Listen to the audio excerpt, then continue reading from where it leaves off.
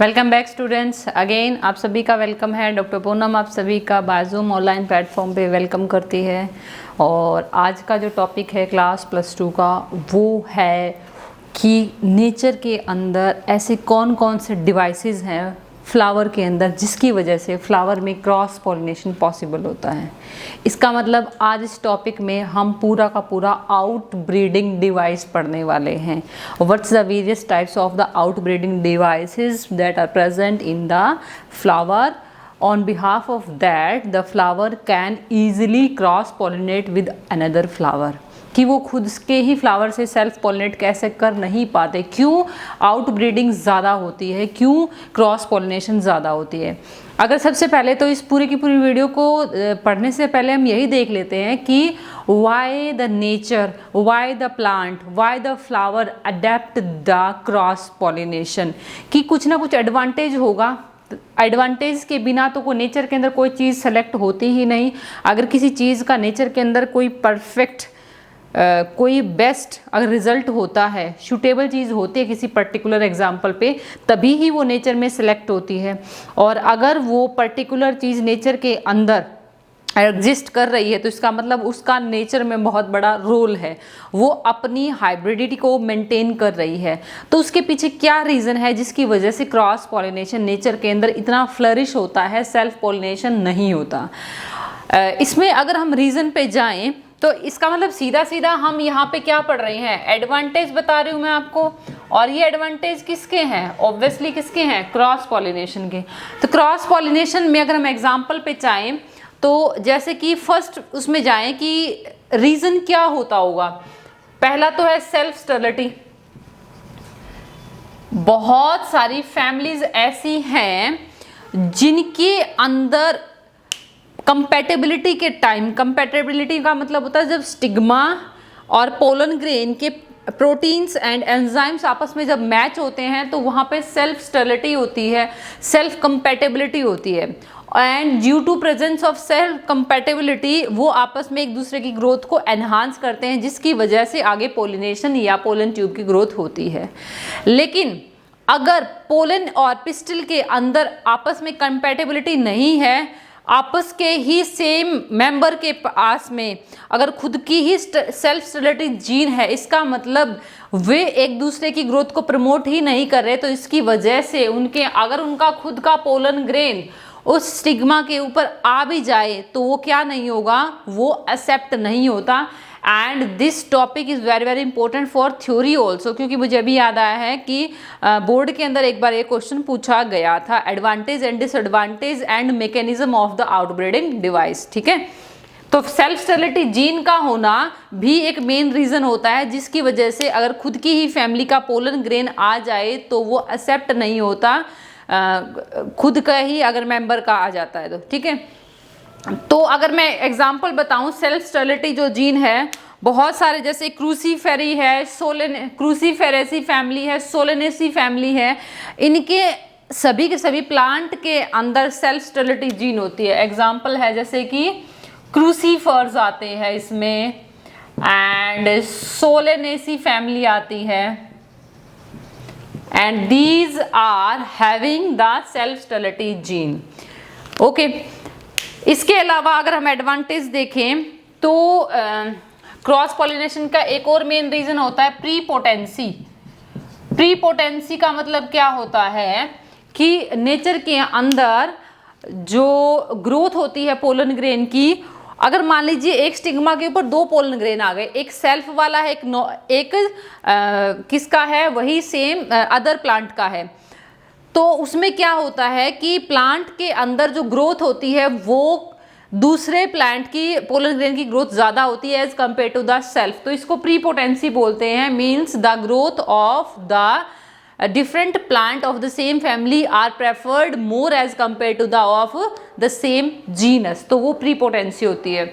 इसके अलावा अगर हम क्रॉस पॉलिनेशन का देखें तो हाइब्रिड विगर, ये इंपॉर्टेंट है, ये भी पूछा गया है। What is hybrid vigour? VIGOUR। Hybrid vigour क्या होता है? इट इज द प्रेजेंस या formation of various different new variety, new strain in the nature. कि क्रॉस पॉलिनेशन की वजह से दो डिफरेंट प्लांट के, दो डिफरेंट जीनस के कैरेक्टर मिलते हैं, जिसकी वजह से एक नया बेस्ट, उन दोनों से एडवांस करेक्टर वाला प्लांट नेचर के अंदर आता है, जो मोर एडवांस है, मोर डिजीज फ्री है, मोर प्रोडक्टिविटी वाला है। क्योंकि यू नो रैंडम फर्टिलाइजेशन के टाइम जो प्रेफरेंस ऑफ करेक्टर होता है वो किसको दिया जाता है, that is to the more suitable and more best genes को दिया जाता है। तो इसका मतलब हर बार जब क्रॉस पॉलिनेशन होता है, जब दो डिफरेंट प्लांट क्रॉस करते हैं तो 50-50% बेस्ट करेक्टर उन दोनों के मैच किए जाते हैं, और आने वाले जो नेक्स्ट जनरेशन होती है उसके अंदर बेस्ट करेक्टर जाते हैं उन दोनों प्लांट के। तो उन दोनों प्लांट के कंपैरिजन में बेस्ट नया वैरायटी बनती है। ओके, इसकी वजह से जो क्रॉस पॉलिनेशन के बाद में जो ब्रीड बनती है वो मोर डिजीज रेजिस्टेंट होती है as compare to the previous one. उसके बाद में अगर, तो इसका मतलब disease resistance power, disease resistant, ये नोट कर लेना बेटा सारे के सारे। इसके अलावा प्रोडक्टिविटी, जो हाइब्रिडिटी के बाद में जो क्रॉप बनती है उसकी प्रोडक्टिविटी ज़्यादा होती है as compare to the previous one. तो इसकी वजह से नई जो वैरायटी बनती है उसकी प्रोडक्टिविटी ऑब्वियसली ही ज़्यादा होगी, क्योंकि वो डिजीज रेजिस्टेंट है, तो उसके अंदर इंसेक्ट्स की ग्रोथ को रोकने के लिए कैपेबिलिटी होती है। ओके, तो ये एडवांटेज है, इसीलिए नेचर के अंदर क्रॉस पॉलिनेशन जो है नेचर ज़्यादा अडेप्ट करती है, जिसकी वजह से क्रॉस पॉलिनेशन को ज़्यादा प्रमोट किया जाता है नेचर में। अब हम ये देखते हैं वेरियस आउटब्रीडिंग डिवाइसेस प्लांट के अंदर कि किन किन की वजह से क्रॉस पॉलिनेशन ज़्यादा फेवर होता है नेचर के अंदर। तो पहला है इसमें डाइक्लिनी। डाइक्लिनी का मतलब होता है कि जिन जिन के अंदर क्रॉस पॉलिनेशन ज़्यादा होता है वो ऑलमोस्ट प्लांट्स के फ्लावर यूनिसेक्सुअल होते हैं, या आप कह सकते हैं they showing the dioecious character. मतलब the male and the female part of the flower are found in the different flower. इसका मतलब एक मेल फ्लावर होगा, एक फीमेल फ्लावर होगा, तो ऑब्वियसली वहां पे सेल्फ पॉलिनेशन के कोई चांस होते ही नहीं है। ओके, दूसरा आउटब्रीडिंग डिवाइस होता है डाइकोगैमी। डाई मतलब टू, गैमी का मतलब वहां पे जो फ्यूजन ऑफ टाइम है वो अलग अलग होता है। जैसे कि डाइकोगैमी को आगे हम दो पार्ट में डिवाइड कर देते हैं on the basis of gender, जैसे कि है प्रोटोएंड्री एंड प्रोटोगाइनी। जैसे मैंने कल की वीडियो के अंदर बताया था, साल्विया एंड बी का जो को इवोल्यूशन देख रहे थे हम एंटमोफिली में, तो उसमें साल्विया जो है वो कैसा है, अब साल्विया की जो बाइलोब्ड कोरोला उसमें that is showing the protandry है ना। तो प्रोटोएंड्री, प्रोटो मतलब पहले, फर्स्ट, एंड्री का मतलब एंड्रोशियम, एंड्रोशियम का मतलब मेल पार्ट। तो फ्लावर के अंदर ऐसे फ्लावर्स, ऐसा प्लांट जो प्रोटोएंड्री शो करता है उसके अंदर एंड्रोशियम पार्ट, उस फ्लावर का मेल पार्ट पहले डेवलप होता है। तो आपको ये क्लियर हो गया कि ये वाले जो हैं ये अगर यूनिसेक्सुअल है, बाइसेक्सुअल है, तो हमेशा हमेशा क्रॉस पॉलिनेशन होगी। जैसे ये एग्जांपल सनफ्लावर का है, साल्विया का, तो ऑब्वियसली एक फ्लावर के अंदर मेल और फीमेल पार्ट दोनों है, लेकिन उसका मेल पार्ट पहले डेवलप करके पोलन ग्रेन को गिरा जाता है बाहर, तो ऑब्वियसली कोई सेल्फ के चांसेस होते ही नहीं है वहां पे। ओके, प्रोटोगाइनी में अगर हम देखें, प्रोटो मतलब फर्स्ट, गाइनी का मतलब गाइनोशियम, और gynoecium part is for the female part. तो इसके इन फ्लावर्स के अंदर जो फीमेल या गाइनोशियम पार्ट है वो पहले डेवलप करता है। तो इसका मतलब जब तक एंथर्स लोब डेवलप होती हैं तब तक फर्टिलाइजेशन, पॉलिनेशन हो चुका होता है स्टिग्मा के ऊपर। और इसमें एग्जाम्पल आता है जैसे कि मिराबिलिस ज़लापा का, 4 o'clock प्लांट का। और आउटब्रीडिंग डिवाइस की बात करें तो नेक्स्ट है प्रीपोटेंसी। प्रीपोटेंसी का वही मैं मतलब बताया था कि प्रीपोटेंसी एक ऐसा कैरेक्टर है प्लांट का जिसकी वजह से प्लांट के अंदर दूसरे सेम जो फैमिली है उसके सेम मेंबर का उसी प्लांट को छोड़ के दूसरे मेंबर का पोलन ग्रेन जल्दी ग्रो करता है as compare to the of same plant. तो प्रीपोटेंसी के अंदर फेवर किया जाता है दूसरे पोलन ग्रेन को as compare to the same genotype. तो जीनोटाइप डिफरेंट होने की वजह से वही क्रॉस पॉलिनेशन के चांसेस बढ़ जाते हैं। प्रीपोटेंसी एप्पल और ग्रेप्स के अंदर नॉर्मली देखी जाती है। ओके, उसके बाद में नेक्स्ट आते हैं self sterility gene. Self sterility gene जैसे कि पिस्टिल के अंदर होती है S1 S3। ओके, अब इसमें पोलन ग्रेन के पास S1 हो या S3 हो तो ऑब्वियसली क्या होती है, वो ग्रो करता ही नहीं है ना। तो पोलन ग्रेन ऑब्वियसली या तो S1 लिए होता है या S3 लिए होता है, ये जीनोटाइप होता है। जब हम सेल्फ कंपैटिबिलिटी करेंगे तब इसको बताया जाएगा आपको sporophytic and gametophytic self incompatibility के अंदर कि जो पिस्टिल है अगर ये जीन मैच कर जाएं तो जीन मैचिंग होने की वजह से उनके अंदर आपस में ग्रोथ होती ही नहीं है। वो पोलन ग्रेन स्टिग्मा के ऊपर पड़ा रहता है लेकिन स्टिग्मा उसकी पोलन ट्यूब की ग्रोथ को प्रमोट ही नहीं करती है। इसको हम बोलते हैं self sterility and this is due to presence of S1 S3 gene. Okay, फिर नेक्स्ट है बेटा हेटेरोस्टाइली।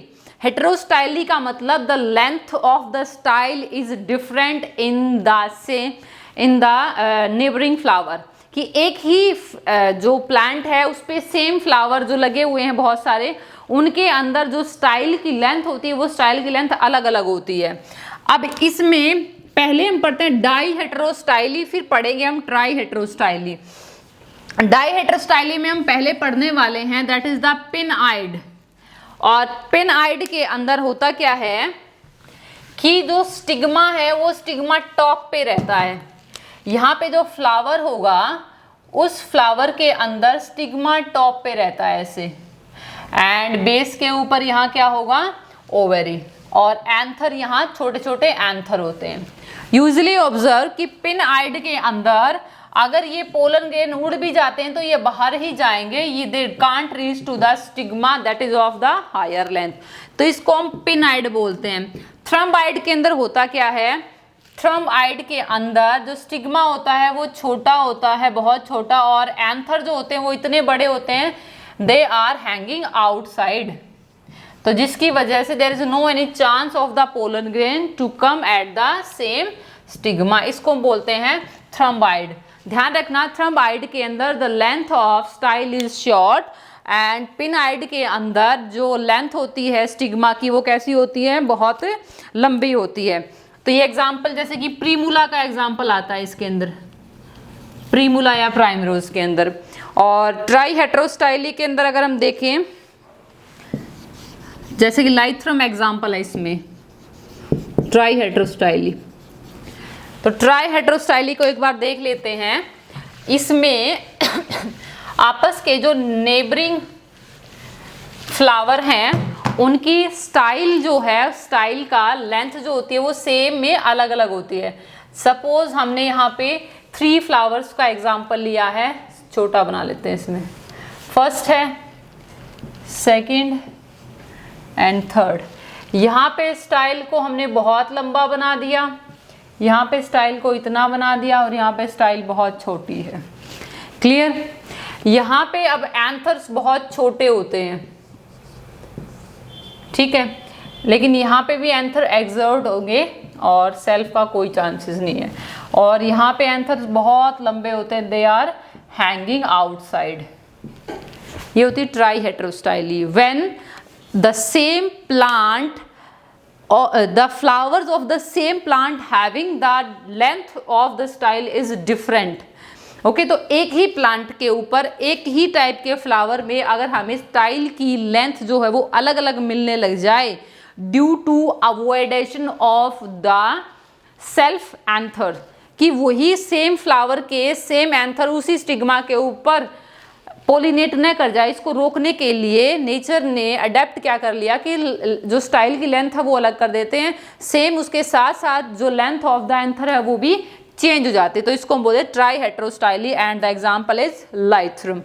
ओके, उसके बाद में हार्कोगैमी। हार्कोगैमी में भी कुछ ऐसे डिवाइस आते हैं जो डिवाइसेस ये शो करते हैं yes the nature accept the cross pollination more and more as compare to the self. तो इसमें एग्जाम्पल जैसे कि फर्स्ट एक्सट्रोजडेसेंस ऑफ एंथर। अब जैसे कि ये फ्लावर है, इसमें जो एंथर का बस्टिंग होगी वो जनरली पोलन ग्रेन कहाँ जाएंगे, नेचर के अंदर बाहर ही जाएंगे, वो सेल्फ के साथ पॉलिनेट होंगे ही नहीं। जैसे कि ये नेक्स्ट एग्जाम्पल है इसमें स्टिग्मा विद कोरोला पॉकेट, जैसे कि पेंसी एंड कालमिया का है। तो इसमें जो स्टिग्मा होता है वो स्टिग्मा बहुत अंदर प्रेजेंट होता है कोरोला पॉकेट के अंदर, ताकि वो उसका जो receiving area of the pollen है वो इंसेक्ट्स के थ्रू ही हो, तो ऑब्वियसली इंसेक्ट सेम फ्लावर के लाएगा नहीं, दूसरे फ्लावर के लेके आता है। जैसे कि पोलिनिया है, एग्जाम्पल कैलोट्रोपिस का है। अब कैलोट्रोपिस में पोलन ग्रेन इतने भारी होते हैं, पोलिनिया कंडीशन में उड़ के ही जाते हैं, वो सेल्फ के उनका कोई चांसेस ही नहीं होता। Foul smelling pitfall protogynous flower of Aristolochia, Aristolochia and you know Aristolochia is protogynous flower, जिसके अंदर फीमेल पार्ट पहले डेवलप होता है, और जब फीमेल पार्ट डेवलप पहले होता है तो इतनी फाउल स्मेल होता है टू अट्रैक्ट द फ्लाइज, जिसकी वजह से फाउल स्मेल की वजह से फ्लाइज ज़्यादा अट्रैक्ट होती है, जिसकी वजह से ऑब्वियसली वो पोलन ग्रेन लेके आती है नेचर से दूसरे फ्लावर का। क्लियर? तो ये कुछ एक्सेप्शनल एग्जांपल हैं जो ये भी शो करते हैं कि yes nature is promoted more and more cross pollination for maintaining the hybrid vigour for formation of the best variety of that particular plant, and for formation of the disease free plant, and for the formation of such type of crop that having the so much productivity that is more beneficial as compared to the self pollinated crop. Okay बेटा, तो इस video के अंदर हमने complete जो किया है वो किया है आउटब्रीडिंग डिवाइस, और नेचर के अंदर आउटब्रीडिंग डिवाइस क्यों इतने ज़्यादा फेवर में हुए और नेचर के अंदर क्यों आए। ओके बेटा, इसके साथ साथ हमने क्रॉस पॉलिनेशन के एडवांटेज भी कर लिए, तो इस वीडियो को लाइक ज़रूर करना। Thank you.